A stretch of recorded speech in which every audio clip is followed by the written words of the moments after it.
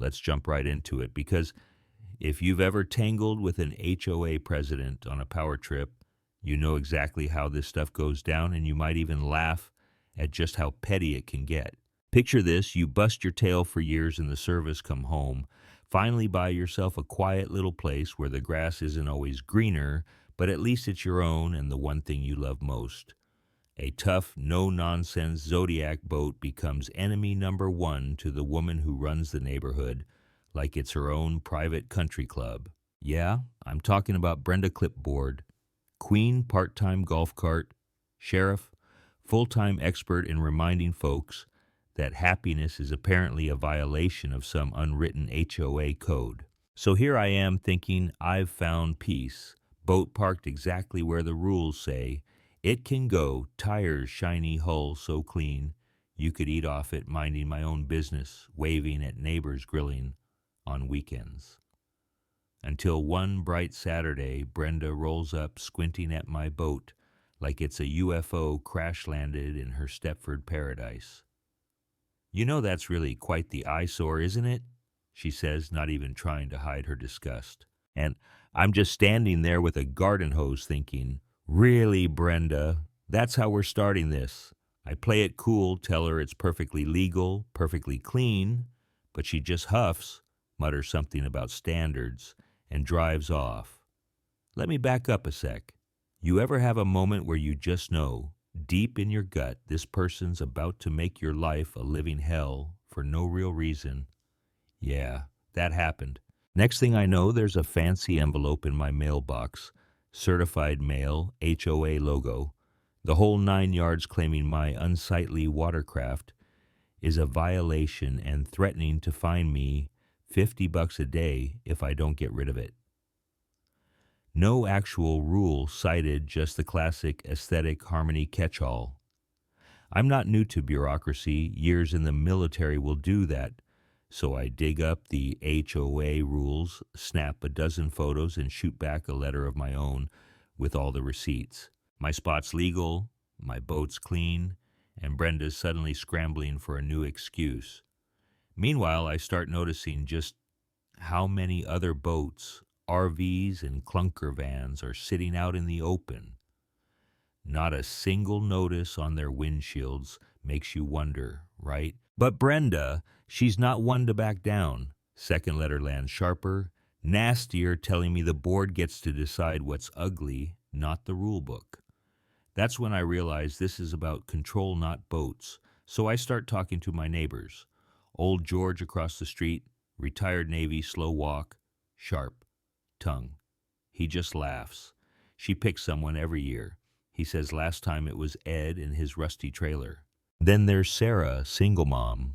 Always polite, she whispers, "Honestly, your boat looks better than half the junk on this street, but Brenda's always got it in for somebody." Suddenly, it hits me. It's not about the boat. It's about not bowing down to the queen bee. Now here's where it gets fun. I do my homework, dig through the bylaws, old meeting notes, and Florida HOA statutes until my eyes cross. Turns out Brenda hasn't followed half the steps she's supposed to. Committee, never met, no records, nothing but her say-so. I'm stacking evidence like a detective, photos of Bob's busted RV, timestamp pictures of a plumber's van parked 3 blocks over, not a peep from Brenda. I even reach out to an old buddy who's now a paralegal, and he's practically giddy. You've got her selective enforcement is HOA kryptonite. Push back. So I send off a formal dispute, drop it on every board member's doorstep, and suddenly the fines go on hold. Brenda's rattled. You can see it in the way she double parks her golf cart to watch my driveway. But I'm not done. If Brenda wants the boat moved well, I'll move it, just not how she imagined. See, we've got guest parking across from Brenda's house empty almost every weekend, and the rules say I can park there for up to 72 hours. So every Friday, I wheel the boat right into her line of sight, bowl pointed dead at her window, and every Sunday night back it goes to my pad just under the wire. Not a single rule broken, but Brenda's blinds sure do take a beating from all that peeking.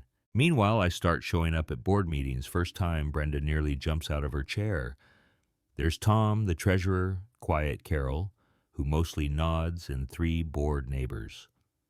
During Q plus A, I ask about committee minutes, keeping my tone polite, but you can see Brenda sweating. Tom fidgets. Carol won't meet my eye. It's all theater, but the cracks are showing. The next meeting, another neighbor pipes up about that plumber's van, and I follow with, "Hey, just wondering how the board ensures fair enforcement since the law requires it." Brenda tries to brush it off, but her voice is shaky, and Tom looks like he's wishing for an exit. Here's a twist. Brenda starts getting desperate. Suddenly, I'm getting violation notes for my lawn, edging my garbage cans, even the color of my garden gnome's hat.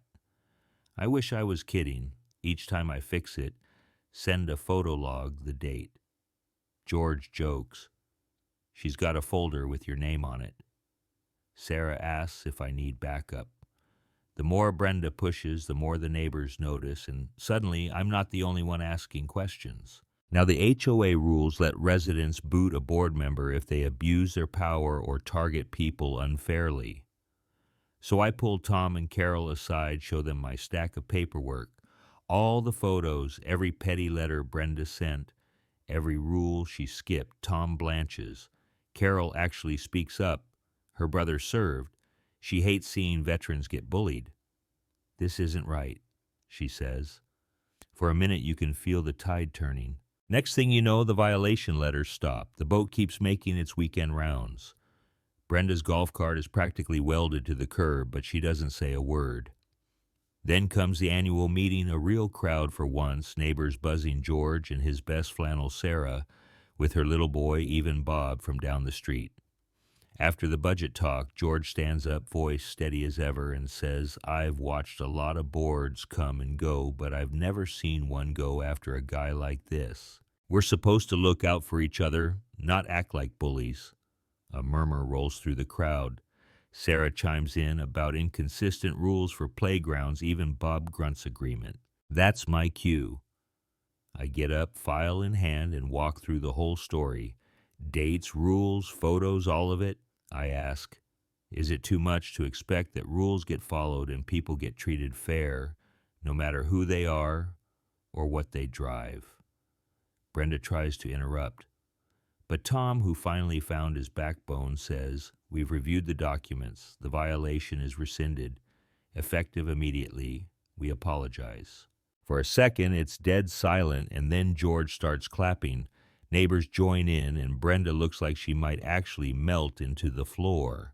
But here's the kicker. Someone in the back says, "Maybe it's time for new leadership." The room gets real quiet. Brenda's reign is hanging by a thread, and everyone knows it.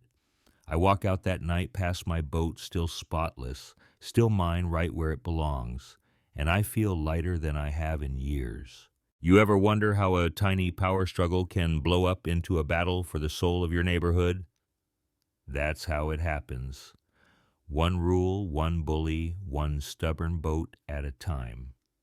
So tell me, would you have fought back or just moved the boat and kept the peace? Drop your thoughts in the comments. Let's hear how you'd handle a Brenda in your backyard. And maybe, just maybe, we'll all learn how to keep our little corners of the world just a bit more fair.